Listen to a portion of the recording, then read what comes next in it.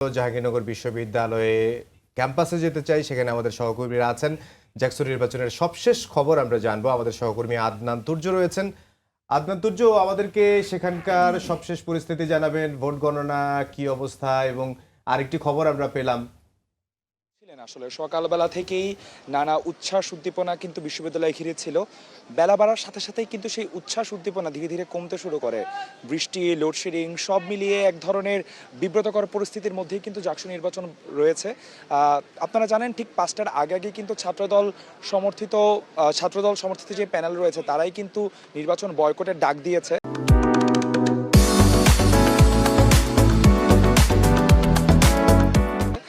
এছাড়াও অন্যান্য প্যানেল যারা ছিলেন তারাও কিন্তু নির্বাচনের ডাক দিয়েছেন। দর্শক, আমরা যদি এই মুহূর্তে কিন্তু নির্বাচন কমিশনের ঠিক পাশে অবস্থান করছি, এখনও কিন্তু নিয়মিত গাড়িরে আসছে বিভিন্ন হল থেকে, সেখান থেকে কিন্তু ব্যালট বক্সগুলো নামানো হচ্ছে।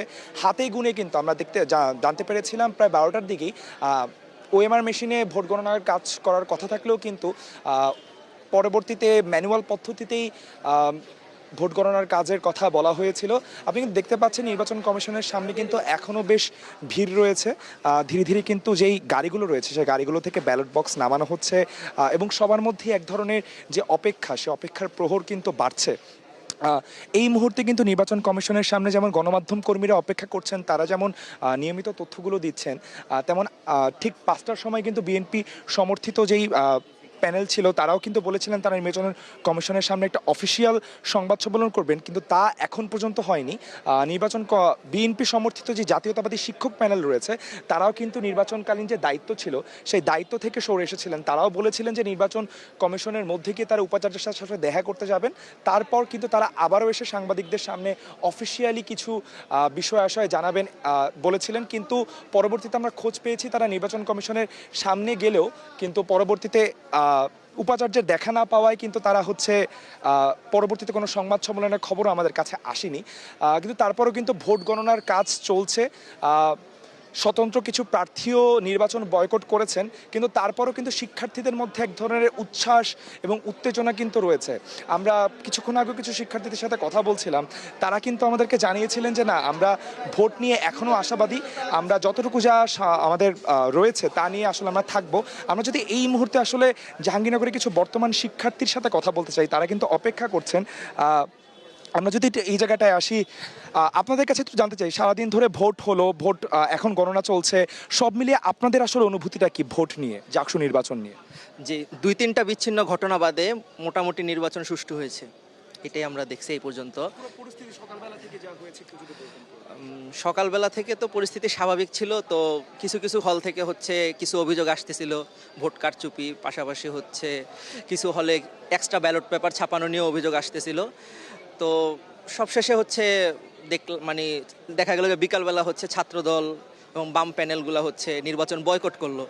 তো এই ছিল মোটামুটি, এছাড়া বাকি নির্বাচন সুষ্ঠুই হয়েছে দেখা। আপনাদের কাছে একটু জানতে চাই, জাহাঙ্গীরনগর বিশ্ববিদ্যালয় একটা আবাসিক বিশ্ববিদ্যালয়, সবাই মেজরিটি শিক্ষার্থী হলে থাকে, সেই জায়গা থেকে আসলে একজন শিক্ষার্থী হিসেবে যে আকাঙ্ক্ষাগুলো তৈরি হয়েছিল তা যদি বলতেন, এবং আসলে ডাকসুর মাধ্যমে আপনারা এই মুহূর্তে যেহেতু ভোট গণনা একটু পরে আসলে ফলাফল চলে আসবে, আপনারা শিক্ষার্থী হিসেবে কতটুকু আশাবাদী যে আসলে জাকসু থেকে আপনারা কতটুকু পেতে পারেন একজন শিক্ষার্থী?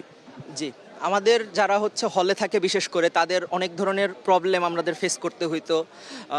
সো আমরা আশা করব যে যারা নির্বাচিত হয়ে আসবে তারা শিক্ষার্থীদের ম্যান্ডেট নিয়ে যেহেতু নির্বাচিত হয়ে আসবে, তারা সকল সমস্যা সমাধানের জন্য চেষ্টা করবে, এবং শিক্ষার্থীদের থেকে পরামর্শ নিয়ে সব কিছু বাস্তবায়ন করবে, তাদের ইশতেহারে যেগুলো ছিল সেগুলো।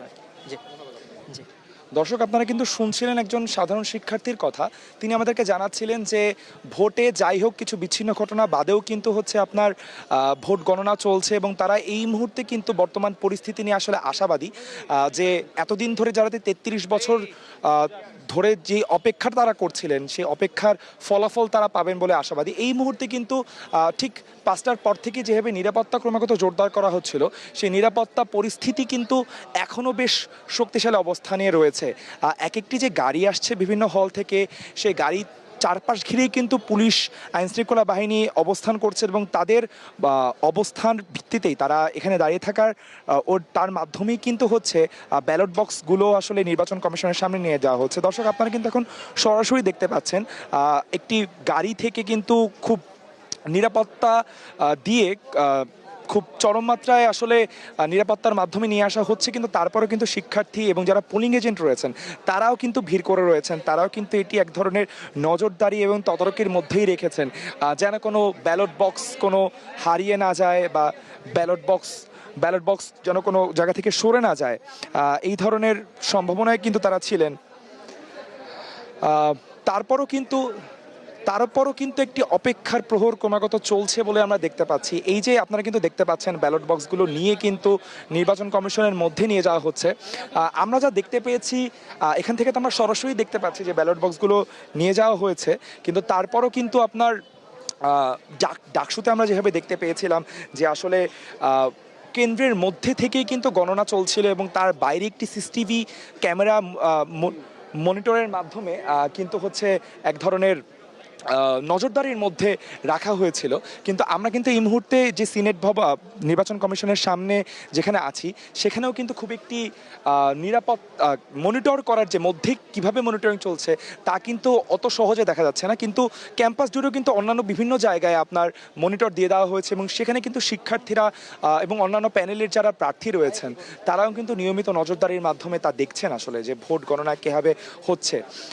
চারিপাশ জুড়ে কিন্তু সব ধরনের একটি তদারকির বিষয় রয়েছে এবং এর আগের জাতীয় নির্বাচনগুলোতে আমরা যেভাবে দেখেছিলাম যে সরাসরি ভোট অনিয়ম এবং যে ব্যালট বক্স চুরি ছিনতাইয়ের যে ঘটনাগুলো আমরা দেখতে পেয়েছি, এই নির্বাচন ঘুরে কিন্তু আমরা সরাসরি ওরকম কিছু দেখতে পাইনি। যে অভিযোগগুলো এসেছিল সবই কিন্তু এক ধরনের সূক্ষ্ম অভিযোগ, অর্থাৎ কিনা এই যে ব্যালট বক্স যে কোম্পানি থেকে নেওয়া হয়েছে সেই কোম্পানিটি বিএনপি অথবা জামাত সমর্থিত মানুষের মালিকানায় রয়েছে এমন অভিযোগ, ঠিক তেমনভাবে ভোট যারা দিচ্ছে তারা আসলে কালি মুছে যাচ্ছে, এই ধরনের অভিযোগ কিন্তু আসলে ছিল।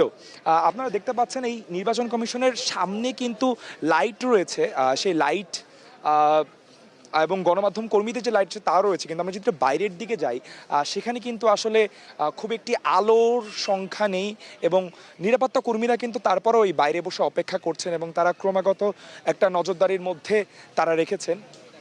সবাই কিন্তু বেশ অপেক্ষার মধ্যেই রয়েছেন যে আসলে কোনো ধরনের যে সম্ভাবনা, যে একটা শঙ্কা ছিল সকলের মধ্যে, ঠিক 5টার পরেই কিন্তু আমরা ডাকসুর মতোই শুনতে পেরেছিলাম যে ক্যাম্পাসের বাইরের যেই এলাকাগুলো রয়েছে সেখানে কিন্তু জামাত সমর্থিত অথবা বিএনপি সমর্থিত কিছু মানুষ জড়ো হচ্ছেন বলে একটা শঙ্কা কিন্তু এই ডাকসু নির্বাচন ঘুরে ছিল।